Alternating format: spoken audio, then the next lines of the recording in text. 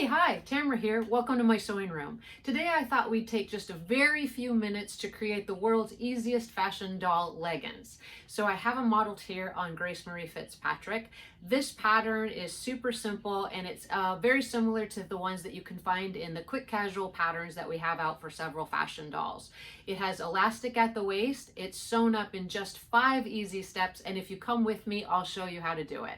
But before we go, I wanted to tell you what I've been doing this week, which has been super fun for me. I love dioramas and dress forms and wig stands, and this week I've really tried to figure out a way to create some interesting wig stands so that I can display my doll wigs, and I think I mastered it. I figured out how to pour a silicone mold and then how to pour resin into that mold to create some pretty cool doll wig stands, and I'm going to show you right here.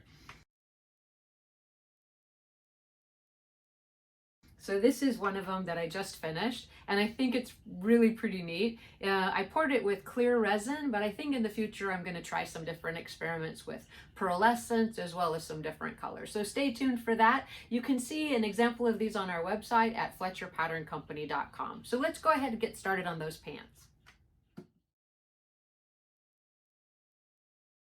Here are the pants, and what I did is I found this cool fabric at a thrift store. It was a lady's top with a cowl neck. I tend to find that that type of design or that type of garment tends to have a nice draping effect, and the knits are really lightweight, so they make really good doll clothes. What I'm going to do with this is I'm going to just put it right sides together and do step 1, which is to go ahead and sew that center front crotch seam. Now remember, with knits, you're going to want to use a ballpoint or jersey needle. You're also going to want to use a stitch with a slight zigzag to give it a little bit of stretch as you pull the outfit onto the doll. And you also want to use a stitch length that's relatively short. So in this case, I'm just going to put it at a zigzag of about a 1.5 and a stitch length of 2. And we're going to go ahead and sew that first seam, which is that center front crotch seam, right sides together.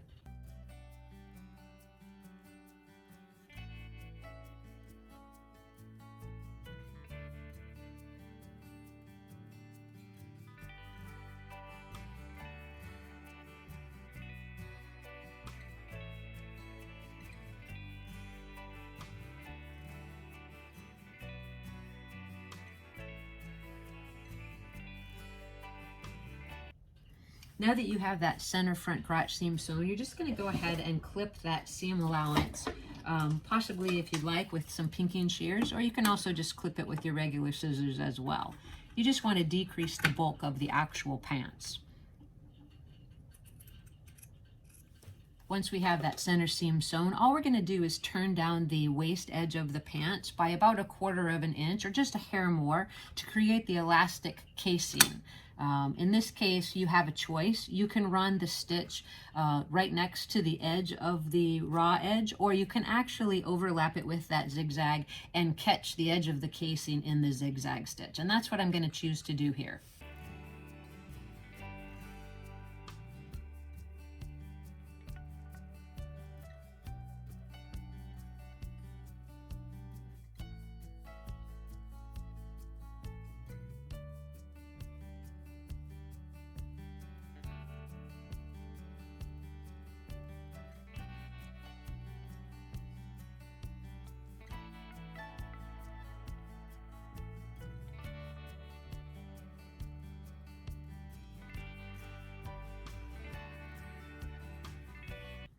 Once you have the casing sewn, you're just going to choose the type of elastic that you want to use to run at the waist. So for a long time, what I used to use was just a braided elastic, and it generally comes in a couple different widths. For lighter or smaller dolls, I tended to use the 1/8 inch braided elastic, and for larger dolls, I would use the 1/4 inch. What I found over time, though, is that it's not very stretchy. So if you have a doll that has kind of big hips, it's really hard to get it to fit well at the waist and still go over the hips. So my solution to that was actually an inspiration from my mom, which was to use this clear plastic elastic. This has a lot of flexibility and stretch, but it also lays really flat, so it doesn't create bulk in the garment. Now you can get this on Amazon. I think I ordered 10 yards of it, but I can't find it. So I'm actually using a 1/2 inch, and I've just gone ahead and cut it with my scissors down to size. So I'm actually cutting it down to 1/4 inch. I'm going to run that through my elastic threader and go ahead and thread it through the waist of the pants and secure it off at each end. So this is that elastic threader, and this is also what I use often in the videos to poke the corners out on different garments as I'm turning them, and I just love this tool. I've noticed that the ones that I find online now are made of plastic, but this is actually a metal one, and if you have a chance to find a metal one, I would recommend that. All you do is just feed the elastic through one of the openings on the end. Make it a little bit longer so that you don't lose it as you're pushing it through the garment. And then just feed it through the casing that you've created in the pants, and then we'll secure it off at each end.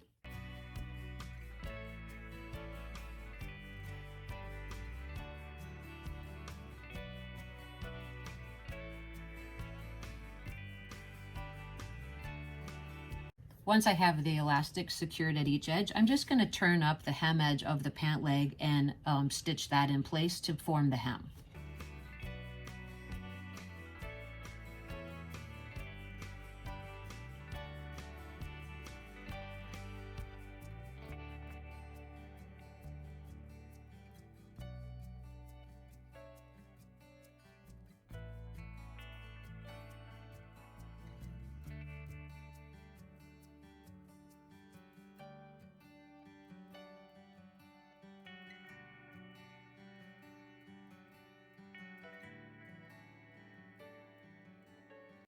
So the pants are almost finished and we're already on step 4. So in this case, all we're going to do is place the leggings right side together.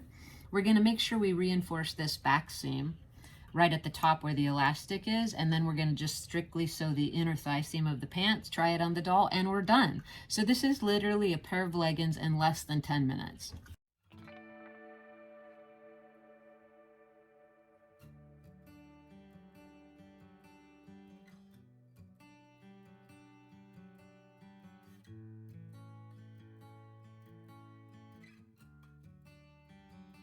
Once we have that center back crotch seam sewn, all we're going to do again is clip in towards that seam allowance with our pinking shears, or just a regular pair of scissors if you prefer, to decrease the bulk.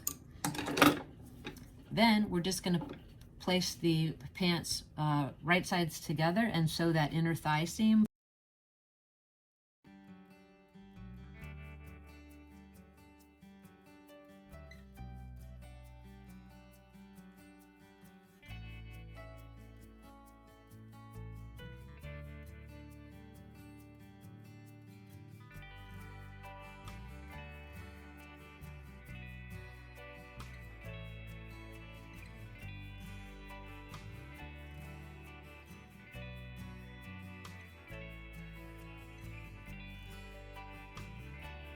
All right, now that we have our pants sewn together at the inseam, all we're going to do is trim that seam allowance on the inner thigh, and then we're going to turn it right side out and try it on our doll. And we're finished with the project for today.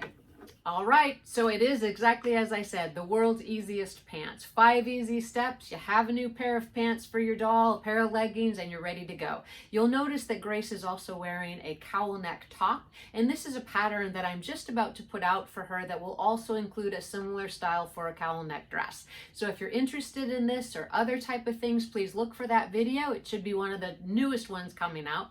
If you have suggestions of things you'd like to see me sew going forward, please list those in the comment section below. And as always, thank you so much for watching, and please hit that subscribe button and the notification bell if you'd like to be notified when I put out future videos. Have a great weekend, and I'll see you soon.